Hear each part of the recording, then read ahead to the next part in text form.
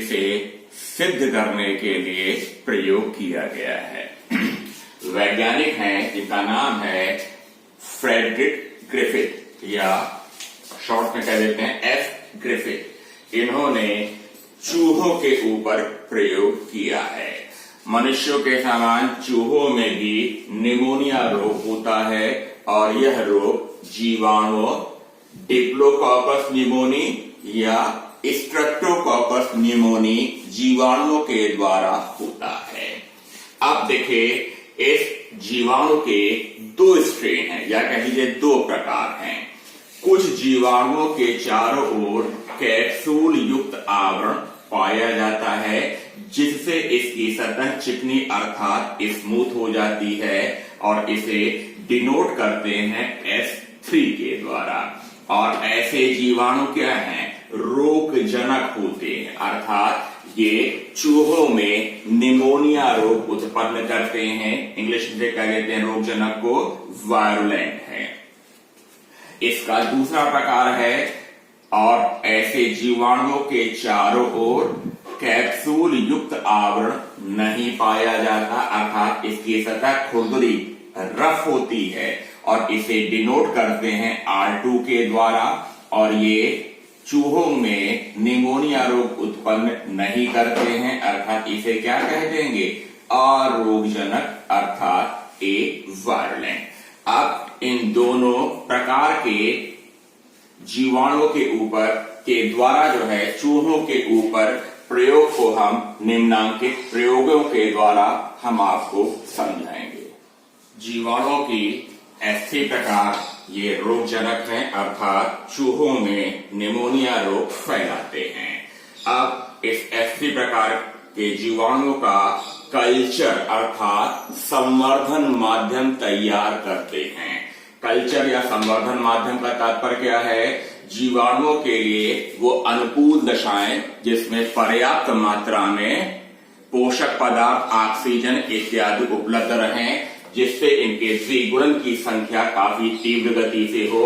तो इस कल्चर में क्या है? इस ऐसे प्रकार के जीवाणुओं का जो है काफी संख्या उत्पन्न हो जाती है और जब सिरिंज के माध्यम से इस कल्चर को जो है चूहों के शरीर में प्रविष्ट कराया जाता है तब क्या है? ये चूहे मर जाते हैं, रैट किल्स। और जब इन चूहों का पोस्टमार्टम किया जाता है इसके अंदर से क्या मिलता है? डिप्लोकोकस निमोनी की S3 प्रकार के जीवाणु मिलते हैं जिससे सिद्ध होता है कि ये रोगजनक है अर्थात चूहों की मृत्यु इसी S3 प्रकार के जीवाणुओं से होती है। अब देखिए दूसरा प्रयोग। दूसरे प्रयोग में क्या है? जीवाणुओं के R2 प्रकार लेते अर्थात इन जीवाणुओं के चारों ओर क्या है? कैप्सूल युक्त आवरण नहीं पाया जाता है अर्थात ये अरोगजनक है अर्थात चूहों में इनके द्वारा निमोनिया रोग उत्पन्न नहीं होता है। और इन जीवाणुओं का जब कल्चर तैयार करते हैं और इस कल्चर को चूहों के शरीर में प्रविष्ट कराते हैं तो चूहे क्या है? रैट लाइफ चूहे जिंदा रहते हैं। अब तीसरा प्रयोग करते हैं।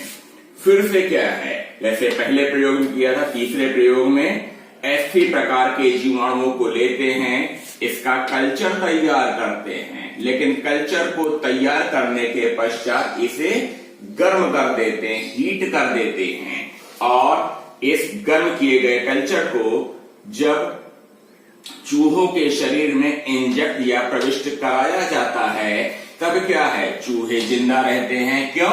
क्योंकि इन्हें गर्म कर दिया गया है। अब चौथा और अंतिम प्रयोग जो सबसे महत्वपूर्ण है। चौथे और अंतिम प्रयोग में क्या है? दूसरे और तीसरे प्रयोग को एक साथ परफॉर्म करते हैं। जब एक साथ दोहराते हैं तब देखिए यहां पर क्या है? ये R2 प्रकार का जीवाणु है और ये S3 प्रकार का जीवाणु है। R2 प्रकार के जीवाणु का कल्चर तैयार किया गया, S3 प्रकार के जीवाणु का कल्चर तैयार किया गया और इसे गर्म किया गया। और इन दोनों कल्चर को, इसके और इसके कल्चर को जब चूहों के शरीर में प्रविष्ट कराते हैं तब क्या होता है। ध्यान देने बात है, यहां पर देखिए दूसरे प्रयोग में चूहे जिंदा रहते हैं, तीसरे प्रयोग में है चूहे जिंदा रहते हैं, तो साधारण रूप से ये समझ में आता है चूंकि ये भी जिंदा है, ये भी जिंदा है, तो जिंदा रहेगा। लेकिन वास्तव में क्या है, ये जिंदा नहीं रहता है, बल्कि चूहे क्या हैं, मर जाते हैं। तो इसका कारण क्या है, क्यों मर जाते हैं? इसलिए मर जाते हैं कि यहां पर देखिए ये R2 है, R रोगजनक है, H3 है, इसको गर्म कर दिया है, ये भी मर जाते हैं। लेकिन यहां पर ध्यान देने वाली बात है, ये जो H3 प्रकार का जीवाणु के अंदर कोई ऐसा पदार्थ है जो इस H3 से किसमें चला जाता है, R2 में चला जाता है। क्यों? क्योंकि इन दोनों कल्चर को एक साथ चूहों के शरीर में प्रविष्ट कराया गया है, और ये जो पदार्थ H3 से R2 में जाता है वो क्या करता है, इस R2 के चारों ओर जो है कैप्सूल युक्त आवरण बना लेता है, अथवा R2 को किसमें रूपांतरित कर देता है, किसमें बदल देता है, H3 में बदल देता है, जिससे इन चूहों में R2 में क्या है, इन जीवाणुओं में जो है संक्रामक क्षमता विकसित हो जाती है और जिससे चूहे मर जाते हैं।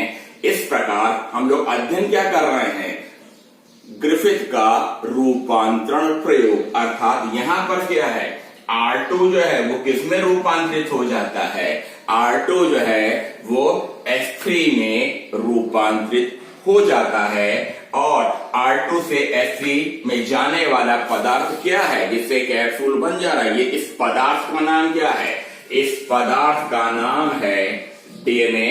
अर्थात चूहों में संक्रमण किसके द्वारा हो रहा है, DNA के द्वारा होता है, जिससे सिद्ध होता है कि DNA ही आनुवंशिक पदार्थ है।